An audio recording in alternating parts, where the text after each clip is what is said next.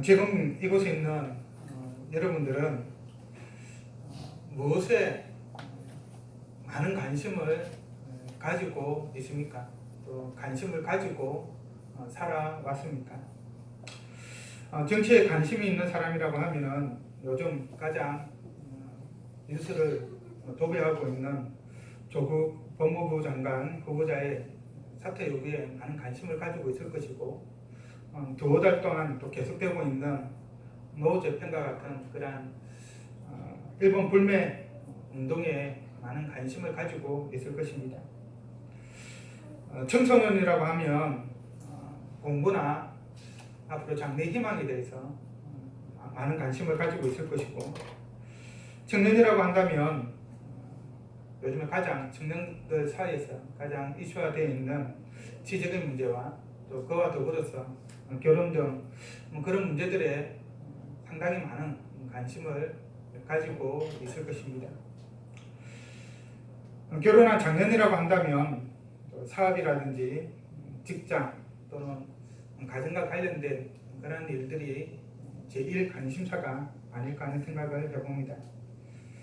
더불어서 노년이라고 한다면 이제 특별히 뭔가 관심이 있을까 그렇게 싶지만, 자녀들에 대한 관심과 더불어서 육신의 건강 또는 이제 어느 정도 살아온 인생 가운데에서 죽음에 대한 그런 생각들도 해보지 않을까, 관심을 가지고 돌이켜보지 않을까, 그런 생각을 개인적으로 해봅니다.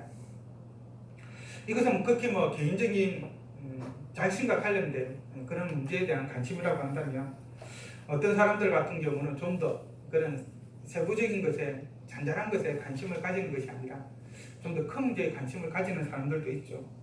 세계의 빈곤 문제에 대해서 관심을 가지는 사람들도 있고, 또 환경보호에 또 국내에만 자기 개인에만 국한되는 것이 아니라 이 지구촌 사이에, 이 지구에 있는 여러 가지 오염된 환경과 관련해서 환경보호에 대한 관심을 가지는 사람도 있을 것입니다. 또 어떤 사람들은 또 세계 평화에 대한 관심을 가지겠죠. 우스갯소리로 미스 코리아 선발대회나 이런 것을 보면은 희망이 무엇이냐라고 하면 세계 평화에 기여하는 것이다라고 하는 것이 단골 메뉴처럼 나오는 것을 볼 수가 있습니다. 어쨌든 대부분의 사람들은 이러한 관심들 자체가 앞에서 이야기했던 것들처럼 이 땅에서의 삶과 관련이 없는 것이 없습니다. 이 땅에서의 삶의 문제와 다 직접적으로 관련이 다 되어 있는 것이죠. 하지만 우리는 이 세상에서의 삶에만 관심을 가지고 있어서는 안 됩니다.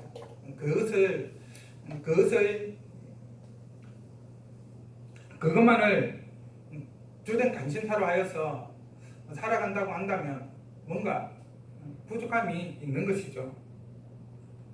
왜냐하면 우리의 삶은 이 땅의 삶만이 전부가 아니기 때문입니다. 그래서 우리는 이 땅을 살아가는 동안에 이 땅의 삶의 문제와 더불어서 우리의 죽음 이후의 삶에 대해서도 관심을 가지고 있어야 합니다.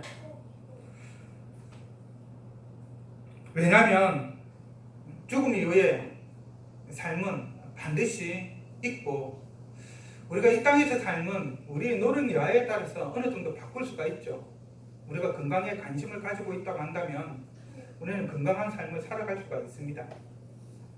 우리가 자녀에 대해서 많은 관심을 가지고 있다고 한다면 우리의 자녀를 어떻게 보면 좀 부모가 원하는 그러한 자녀로 바꿀 수 있는 여지가 좀 없지 않아 있죠.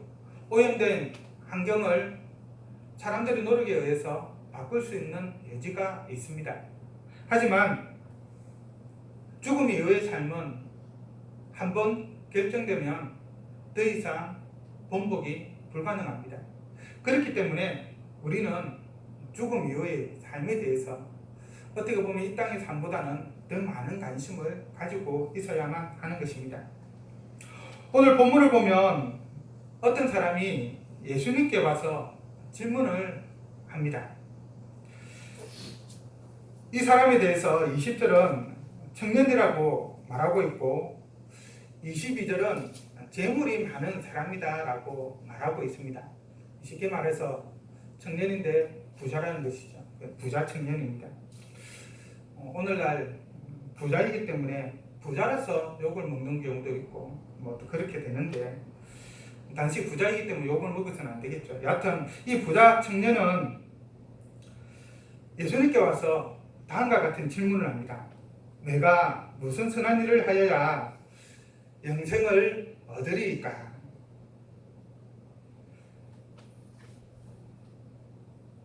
그러면 이 부자 청년은 왜 예수님께 이러한 질문을 하였을까요?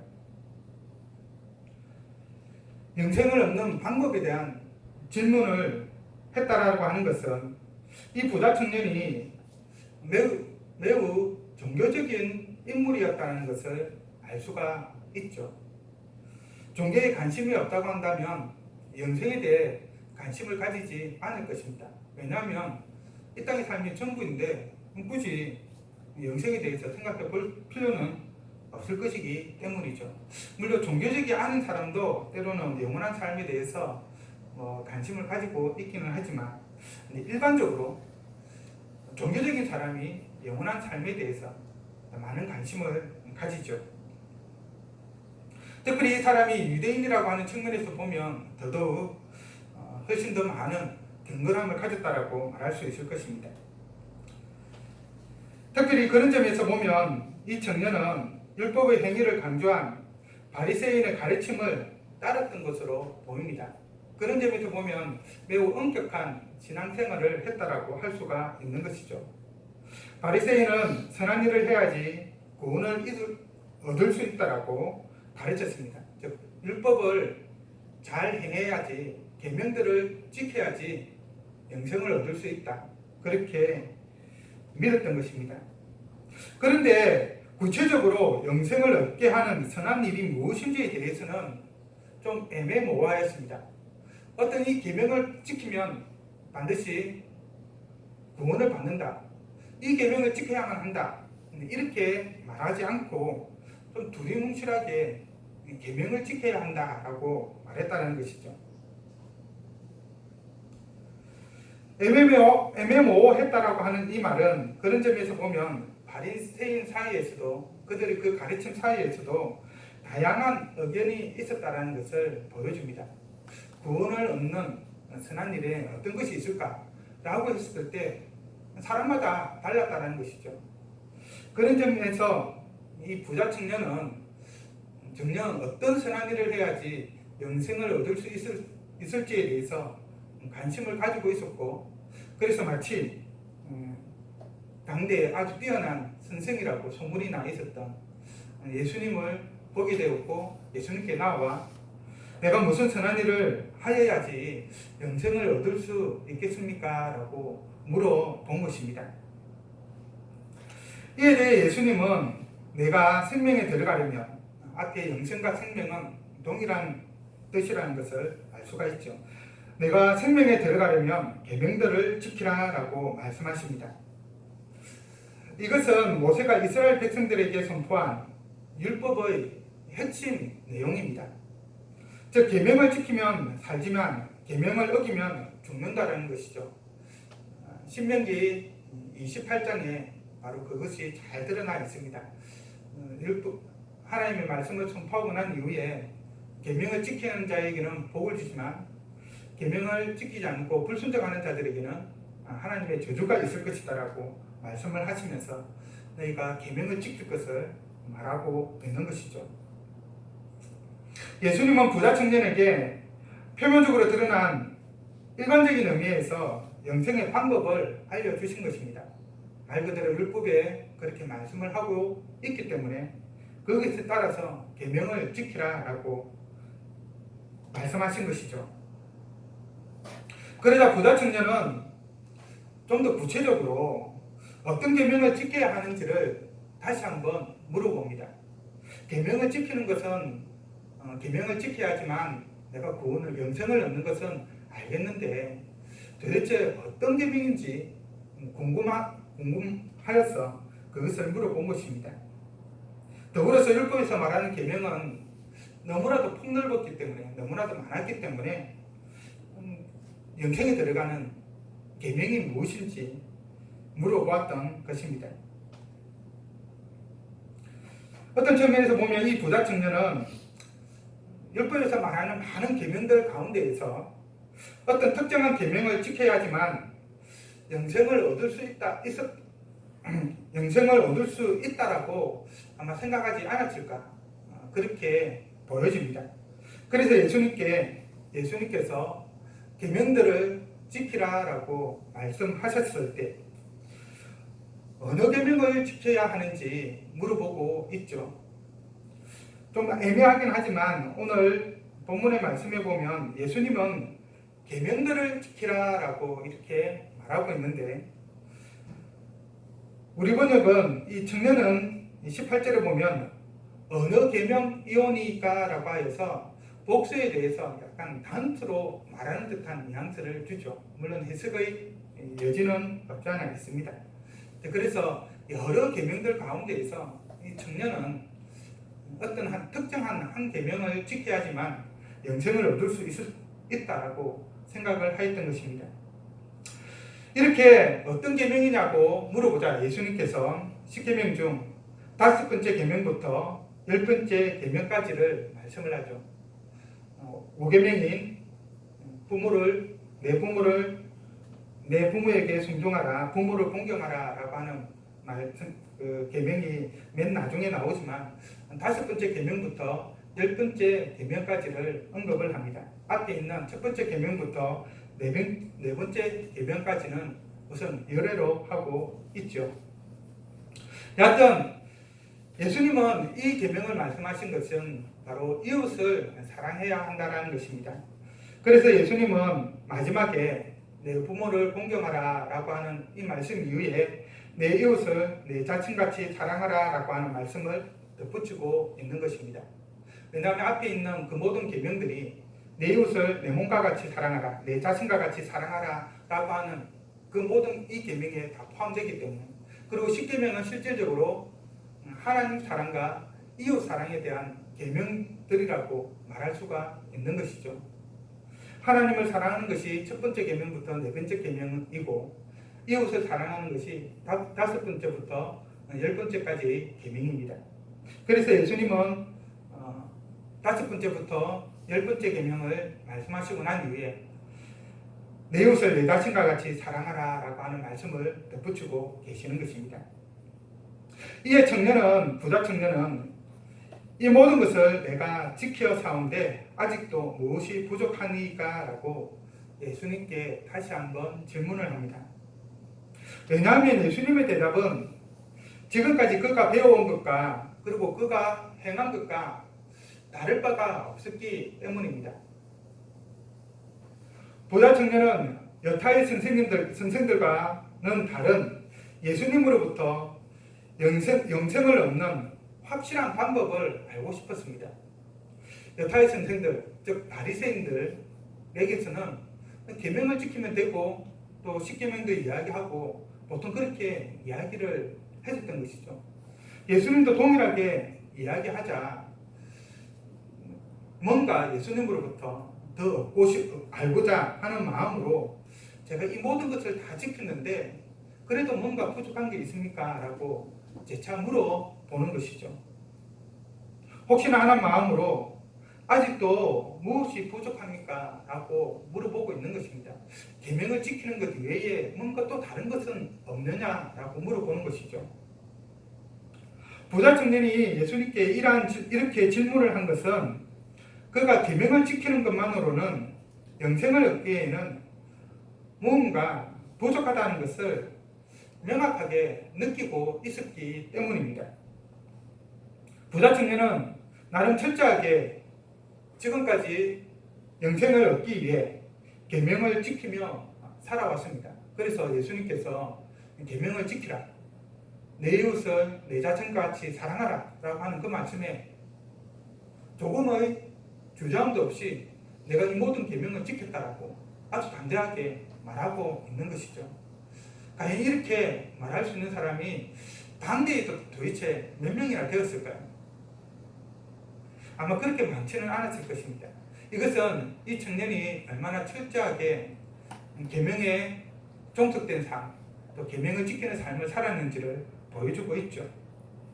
그런데 마음 한구석에는 뭔가 불안함이 있었습니다.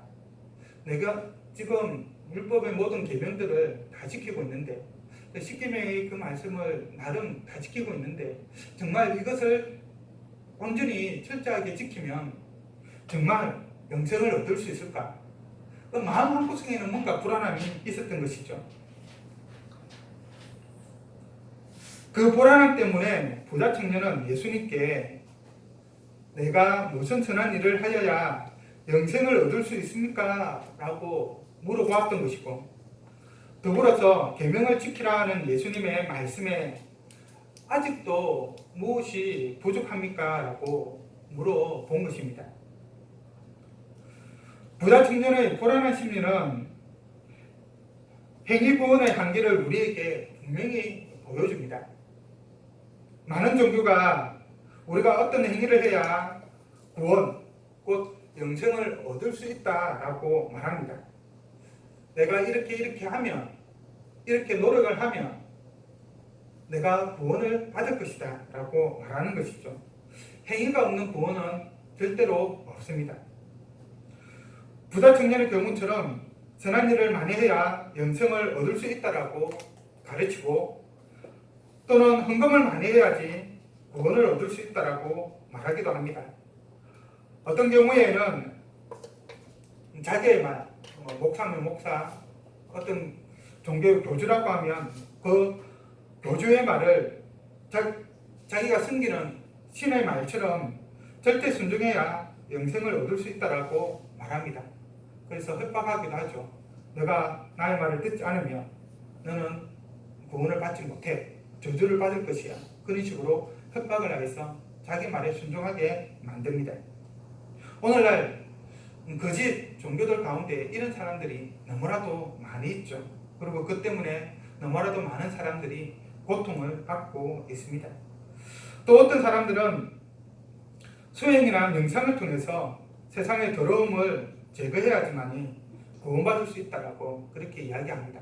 스스로의 노력에 의해서 이 악한 세상의 제약들을 멀리할 때, 수행이나 명상을 통할 때, 그것을 털어버릴 때 구원을 받을 수 있다고 말하는 것이죠. 그런데 문제는 무엇이냐? 바로 얼마나 많이 해야 하는지 알려주지 않는다는 것입니다. 선한 일을 해야 하면 얼마나 많이 해야 되고, 어떤 선한 일을 얼만큼 해야 할까요? 만약에 헌금을 해야 한다고 한다면 얼마의 헌금을 해야 될까요?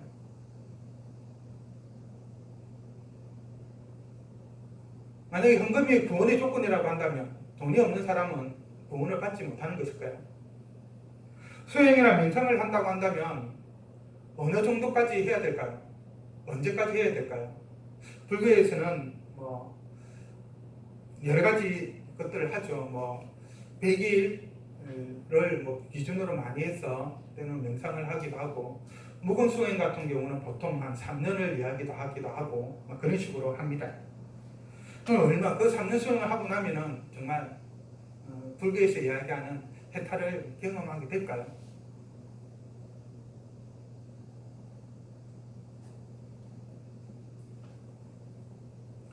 문제는 답이 없다라는 것입니다. 그래서 구원에 대한 확신, 영생에 대한 확신 대신 오히려 우리가 선한 일을 하면 할수록, 선한 일을 해야지 구원을 받는다라고 했을 때 선한 일을 하면 할수록 뭔가 부족함을 느끼게 됩니다.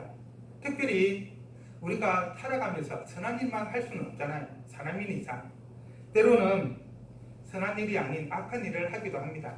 사람에 따라서 그것이 크냐 작으냐 정도의 문제일 뿐이지, 그러면 그렇게 악한 일을 할 때마다 우리는 구원받지 못한 것일까요? 헌금을 해야지 구원을 받는데 어떨 때는 헌금을 하고 어떨 때는 헌금을 안 하면 헌금을 하지 않을 때는 구원을 받지 못하는 것일까요? 수행이나 명상 같은 경우에 3년을 하고 난 이후에 그러면 구원을 받게 되고 3년을 못 채우면 구원을 못 받는 것일까요? 다 끝나고 나도 뭔가를 계속하면 할수록 과연 정말로 이것을 통해서 영생을 얻을 수 있는가, 구원을 받을 수 있는가, 그런 불안한 감이 우리 마음에 차고 넘칩니다. 확신을 못하는 것이죠. 마치 중요한 시험을 앞둔 사람이 시험을 치는 그 순간까지 아직도 부족하다고 생각하면서 마지막 순간까지 책을 손에서 놓지 못하는 것과 비슷합니다. 이것은 공부를 해본 사람만이 알죠. 내일 아주 중요한 시험이 있는데 아마 확신을 못해서 시험 치는 바로 그 순간, 책을 덮으라고 하는 바로 그 순간까지 책을 보게 될 것입니다. 왜냐하면 불안하기 때문인 것이죠. 이 땅의 헛된 종교들은 바로 이러한 불안 심리를 계속 자극하여서 사람에게 복종하게 만들죠. 교주들이 특별히 이런 방법을 특히 많이 사용합니다. 사이비 종교들이 그렇게 많이 하죠. 자발적 복종이 아닌 반강제적 복종이 됩니다. 자기 나름대로 뭔가를 하고 있는데 자유로운 마음으로 내가 하고 싶어서 하는 것이 아닌 것이죠. 이렇게 볼 때 행위를 통해서 구원을 얻고 영생을 얻겠다라고 하는 것은 너무나도 어리석은 행동입니다. 많이 하면 많이 할수록 더더욱 참 수렁에 빠질 수밖에 없는 상황인 것이죠. 지난번에 한번 예를 들었지만 발버둥 칠수록 끊임없이 수렁 속에 빠질 수밖에 없습니다.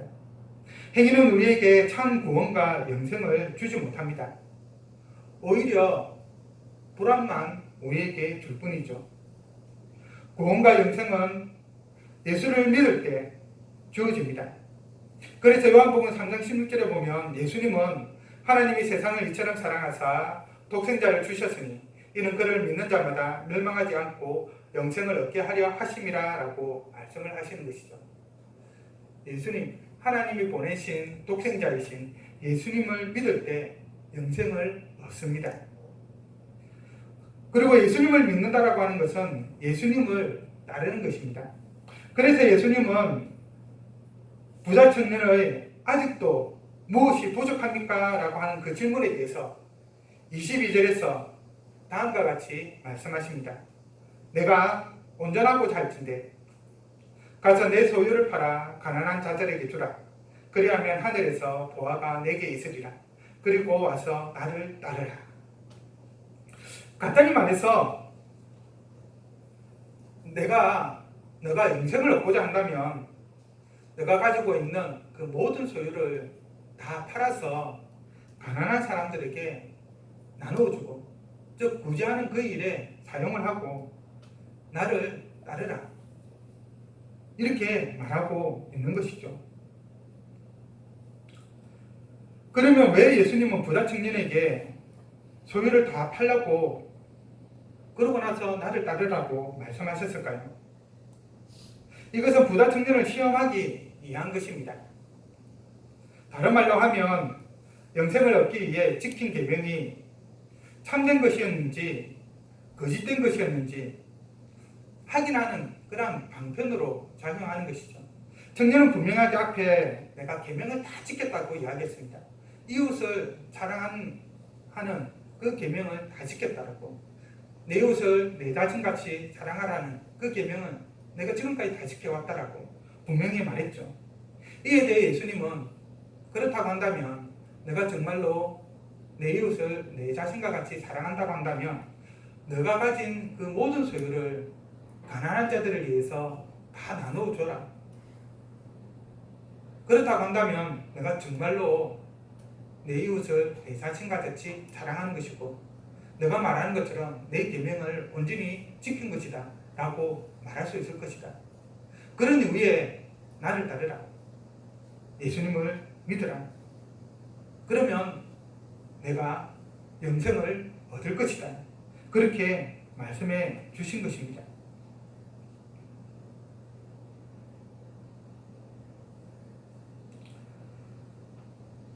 기본적으로 성경은 계명을 모두 지키면 구원을 받을 수 있고 또 영생을 얻을 수 있다라고 우리에게 분명히 말합니다. 계명이 의미 없는 것이 아닙니다.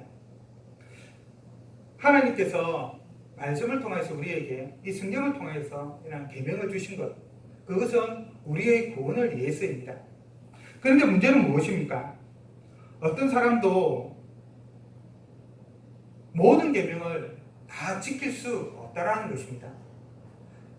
예를 들어서 하나님께서 10가지 계명을 10계명을 우리에게 주셨죠. 그래서 매주일마다 제가 10계명을 선포합니다. 그런데 이 10계명 가운데에서 우리가 정말로 제대로 지키고 있는 것이 몇 개가 됩니까? 그 본연의 정신에서 비추어 봤을 때 아마 제대로 지키고 있는 계명이 하나도 없을 것입니다. 5번째 계명에서 내 부모를 공경하라라고 분명히 말하고 있는데 부모를 평생 변함없이 공경하는 사람이 과연 얼마나 됩니까? 많지 않은 것이죠. 그런 의미에서 계명을 지키는 것을 통하여서 구원을 얻는 것은 불가능합니다. 분명히 그런 길이 가능성은 있지만은 그 가능성이라고 하는 것 자체가 도저히 제로에 수렴하고 있는 것이죠.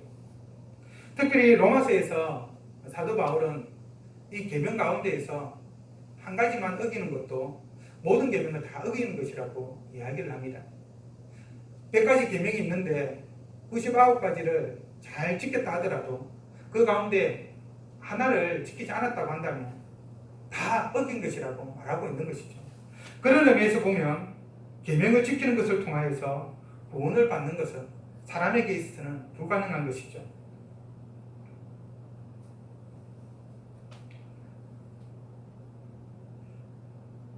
그런 점에서 예수님은 모든 계명을 지켰다고 말하는 이 부자 청년에게 정말로 내가 계명을 다 지켰는지, 즉 이웃을 사랑했는지를 내 소유를 다 팔아 가난한 자들이 주고 와서 나를 따르라 라고 하는 그 말씀을 통해서 시험하고 있는 것입니다.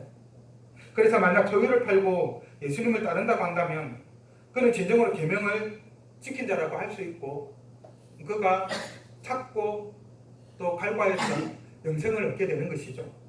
반대로 소유를 팔지 않는다고 한다면 그는 진정으로 계명을 지킨 것이 아닙니다.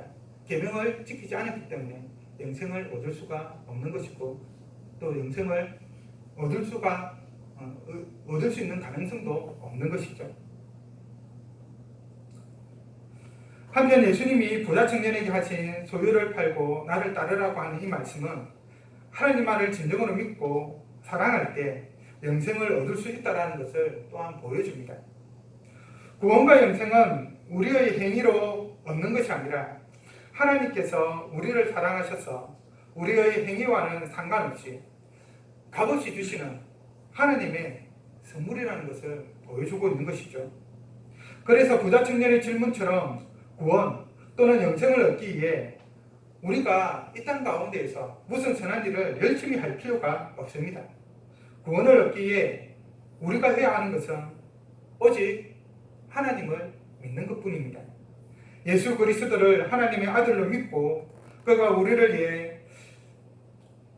죄를 용서하시기 위해서 십자가에 죽으시고 3일 만에 부활하셨으며 세상을 심판하시기 위해 다시 이 땅에 오신다는 사실을 믿는 것, 그거 외에는 없다는 것입니다.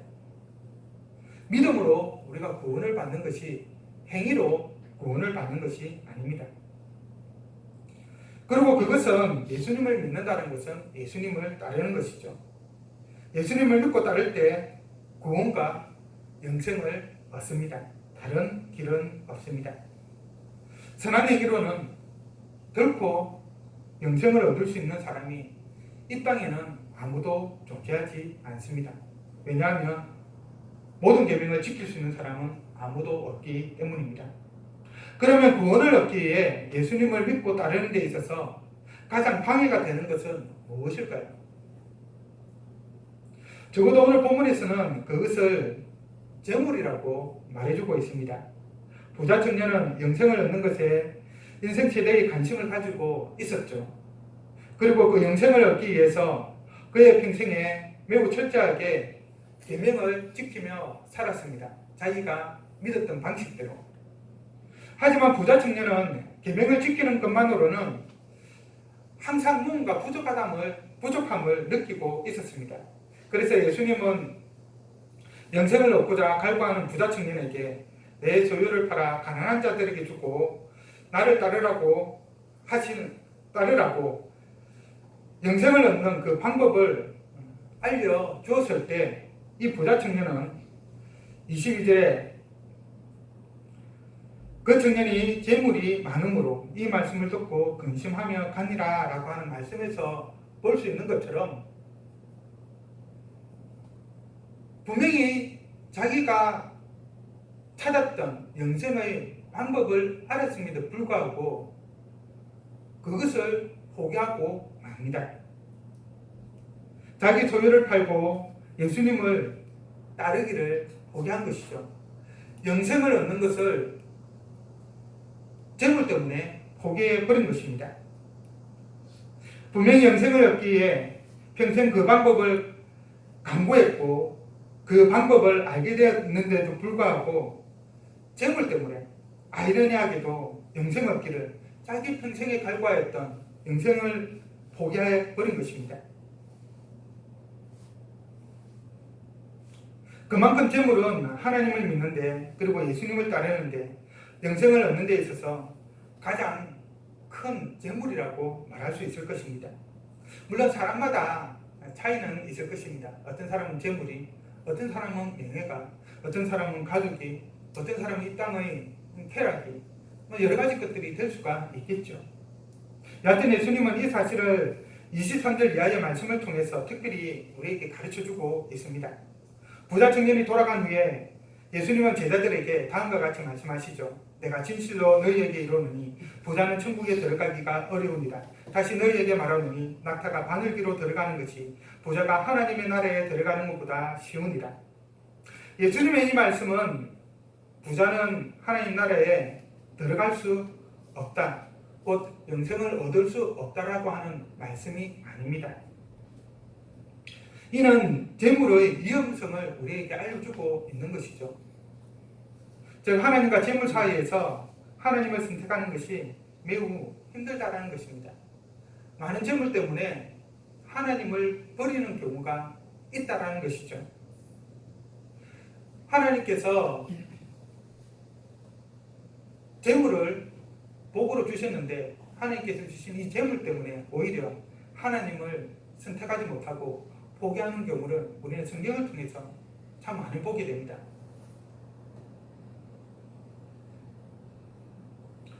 부자는 하나님보다 재물을 더 사랑하고 더 의지하였습니다. 그래서 결국 하나님을 믿어야 구원을 얻고 영생을 얻을 수 있는데, 그리고 그것이 계명을 지키는 것인데 하나님보다 재물을 더 믿고 의지하였기 때문에 오히려 구원을 받지 못하고 영생을 얻지 못하게 되어버렸죠. 예수님께서 재물과 하나님이냐 라고 물어보았을 때 이 청년은 하나님을 섬기는 것, 즉 예수님을 따르는 것, 그것을 하지 못했습니다. 포기해야 할 재물이 너무나도 많았기 때문이죠. 재물은 이렇게 우리가 영생을 얻는데 가장 큰 방해 요인이 될 수가 있습니다. 그래서 우리는 재물에 대해서 항상 열린 마음을 가지고 있어야 됩니다. 하나님 나라를 위해서 포기할 수 있는 마음을 가지고 있어야 하는 것이죠. 예수님이 부자가 천국에 들어가는 것이, 하나님 나라에 들어가는 것이 낙타가 바늘기에 들어가는 것보다 더 힘들다라고 하는 그 말씀을 하셨을 때 제자들은 모두 놀랐습니다. 그리고 이렇게 물어보죠. 그렇다면 누가 구원을 얻을 수 있으리까? 왜 이런 질문을 할까요? 그것은 당시에 부자는 어떻게 해서 부자가 되었는가 라고 했었을 때 하나님을 잘 섬겨서 하나님을 경외했기 때문에, 또 오늘 내용과 관련해 보면 나름 하나님의 율법의 말씀을 잘 지켰기 때문에, 계명을 잘 지켰기 때문에 하나님께서 복을 주셨다라고 하는 것이 당시의 생각이었습니다.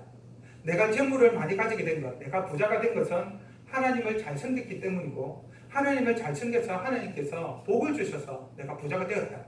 이 말은 곧 무엇일까요? 부자는 가난한 자보다 더 구원을 받기가 쉽다라고 생각을 하고 있었습니다. 오히려 가난한 자들은 하나님의 저주를 받은 것으로 이해를 했죠. 하나님의 저주를 받았기 때문에 가난한 자 되었다, 또는 질병이 있는 것으로 당시 사람들은 그렇게 이해를 했습니다. 그런 의미에서 예수님이 부자가 천국에 들어가는 것이 매우 어렵다라고 했을 때 제자들은 놀라워하였던 것이죠. 그러면서 부자가 구원을 하나님 나라에 들어가지 못한다고 한다면 과연 누가 구원을 얻을 수 있겠습니까? 라고 물어보는 것입니다. 여기서 예수님은 구원은 사람에게 달린 것이 아니라 하나님께 달린 것이라고 말하고 있죠. 사람들이 생각하기에 부자가, 당시 제자들도 마찬가지였지만, 부자가 천국에 하나님 나라에 들어가지 못한다고 한다면 과연 누가 들어갈 수 있을까? 어느 누구도 들어갈 수 없을 텐데 과연 누가 들어갈 수 있는가? 그런 의문을 가졌을 때 예수님의 말씀은 사람으로는 불가능하지만 하나님으로는 다 하실 수 있다라고 분명히 말합니다. 이것은 구원이 사람의 노력이나 사람의 행위에 달려있지 않다라는 것이죠. 하나님이 하나님의 능력에 달려있는 것입니다. 그런 의미에서 구원은 철저하게 하나님의 값없이 베풀어 주시는 선물인 것이죠.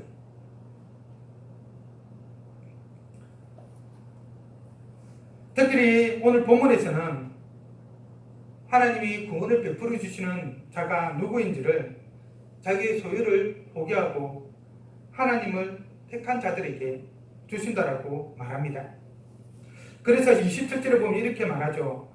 제자들이, 베드로가 이렇게 말합니다. 보소서, 우리가 모든 것을 버리고 주를 따라사온데 그런즉 우리가 무엇을 얻으리이까? 예수님께서 앞에 부자 청년에게 모든 소유를 팔아서 가난한 자들에게 주고 나를 따르라, 그러면 너가 영생을 얻을 수 있을 것이다 라고 말했는데, 베드로와 그 제자들은 우리가 다 모든 것을 버리고 예수님을 따랐습니다 라고 말하고 있죠. 그러면서 물어봅니다. 무엇을 얻으리까? 앞에 내용을 따른다면 무엇을 얻게 됩니까? 영생을 얻게 되죠. 예수님은 이 영생 외에도 두 가지를 더 말합니다. 28절에 보면 첫 번째로 바로 하나님 나라에 함께 통치하는 은혜를 누리게 된다고 말하고 있죠. 마지막 때에 이 세상을 심판할 때, 영광의 보좌에 앉아서 이 세상을 통치할 때 너희들도 열두 보좌에 앉아서 나와 함께 있을 것이다, 그렇게 말하고 있습니다. 오늘날 교회에 하시는 말씀이죠. 하나님 믿고 따르는 교회에 바로 이 세상을 향한 통치의 자리에 함께 왕노릇하는 것에 동참하는 것을 말하고 있습니다. 두 번째는 29절에 나와 있는 것처럼 여러 배를 받는 것입니다. 예수님을 위해서 집이나 형제나 자매나 부모나 자식이나 전투를 벌인 자, 이 세상의 것을 포기한 자들에게 여러 배로 준다라고 말합니다. 그럼 이 여러 배는 뭘 말할까요? 부모를 포기했으니까 여러 명의 부모를 준다는 말일까요? 자매를, 형제를 포기했으니까 여러 명의 자매를 준다는 말일까요? 그래서 여기서 말하는 여러 배는 단순히 문자적으로 이해할 수 있는 것은 아닌 것이죠. 조금은 좀 더 질적인 의미라고 할 수가 있을 것입니다. 영적인 의미라고 할 수가 있는 것이죠. 성령 안에서 하나님께서 우리에게 주시는 기쁨과 평안과 사랑이라고 할 수 있을 것입니다. 또 이 땅을 살아가는 가운데 주어지는 여러 가지 자족함들이라고 할 수 있겠죠. 물론 그렇다고 해서 여기서 여러 배를 주신다라고 했을 때 세상의 것을 전혀 말하지 않는 것은 아닙니다. 왜냐하면 우리가 하나님을 온전히 섬기고 하나님을 온전히 믿을 때 하나님께서 이 땅의 것들로 우리를 풍성하게 해주시기 때문입니다. 욥을 보십시오. 하나님을 온전히 따랐을 때